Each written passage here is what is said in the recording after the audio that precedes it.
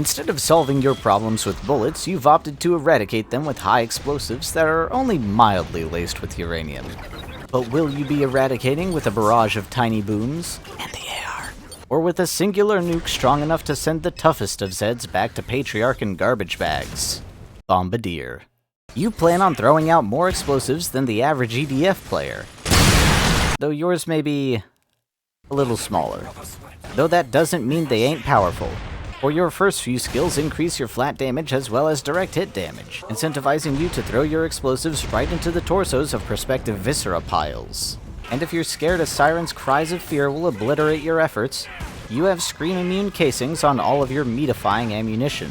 But we want you to unlife things as quickly as possible, so we've upped your crit damage by 50%, because headshots is definitely what I think of when I play the bomb class. Wait, hold on a second. Did you just look at some of these clips and question the explosiveness of these explosives?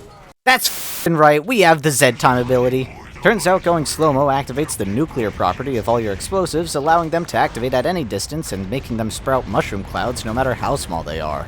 The fallout of these blasts kicks in immediately, poisoning Zeds and doing whatever this is.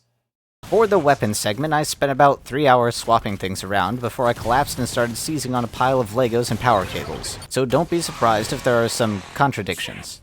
Demo has 10 weapons, that's 5 for each, it looks nice, they seem to work, stop judging me, I'm doing my best! The HRG Tommy Boom is a Thompson submachine gun outfitted with fancy glowy lights and rounds that explode on impact. With its high fire rate and large magazine, your EPM is far greater than any other demo weapon. And like its not sci-fi counterpart, you can use middle mouse to swap to semi-auto. I was too busy turning Zeds into tryptophobia search results to get that footage. The M16 M203 assault rifle is the one demo weapon where you can go through an entire wave without making a single explosion. Lame! Using middle mouse fires a grenade that, well, it grenades things. I can only think of so many ways to say explode, alright? Unfortunately, the bullets fired from the M16 do not benefit from any of your passive stats. I feel like that makes it more of a commando weapon and not a demo one, but okay. The good news is the M203 underbarrel does benefit from your stuff, and you can carry a whole lot of nades with this thing. Just remember to reload your grenade. I sure as hell don't. Next we have my personal favorite, the Seal Squeal. This amalgamation of steel fires harpoons with canisters of this weird green stuff in them, which I can only assume is not good for you. Oh, right. The harpoons will eventually get bored and detonate themselves, but you can take it upon yourself to purge them all at the same time using the middle mouse button. But that isn't why it's my favorite.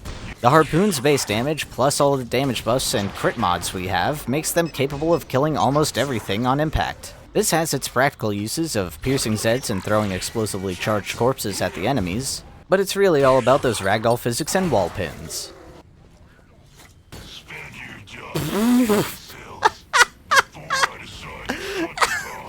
Now it's time for the HRG Kaboom Stick. This double-barrel shotgun fires explosive buckshots either one barrel at a time or both at once, similar to the double-barrel boomstick. It can also do the velocity thing too. And lastly is the Seeker 6. This handheld missile launcher can fire in both fully auto or semi-auto, though when you are in semi-auto you can do some funkalicious things. While scoped in, you will automatically lock onto Zeds, and when you fire you will continue to shoot until you need to reload, run out of targets, or fired enough missiles so that every Zed can have one. Shock Trooper. You use your expertise with explosives to try and erase your problems in a single mighty blow. Unfortunately, some things are just too powerful for your single shot to take down alone. No. Get it away from me. You wretch! No! Starting off, your reload speed is increased and you have a bit more knockdown power because, surprise surprise, detonating an RPG next to someone is going to make them fall over. Oh wait. He's dead. Next is an increase in ammunition, but not a percentage increase like the other classes. You gain 10 extra ammo, further incentivizing the use of Doombringers with an ammo capacity that is roughly the same as my IQ. Unfortunately, you don't get more C4. But that hardly matters when you already create explosions roughly the circumference of Rhode Island. Oh, did I not mention that? Your next skill increases your explosion radius by 50%, and you better be grateful for your explosion resistance because you are guaranteed to damage yourself every round with this skill active. But that extra radius is doing some good as well, because your weapons now have the capability to break bones a little easier with an increase in stun, stumble, and knockdown. And to round out your extra wide explosion build, during Z time your explosions have an extra 25% on their radius, as well as being able to detonate at any distance. Oh, and you reload in real time. Your weapons are any tinnitus bestowers that have a magazine capacity of 1. Ignore the M32, it loads individual grenades, alright, it counts. Your first weapon is more of a supplementary one. C4 explosives are charges you can place on surfaces and enemies. Oh look, I can see her now. To my dismay, you cannot place them on allies or yourself, though. Up to 25 charges can exist in the game at any given time, and you can detonate them one by one. It is worth noting that shooting the explosives won't trigger them, successive explosions do less damage, and explosions may cause obliteration? What? Next is the M79 grenade launcher. Yeah, that's about it. The HRG crossboom is a crossbow that fires bolts possessing timed explosives within them. These bolts can get lodged into surfaces as well as enemies before evaporating anything that means you harm.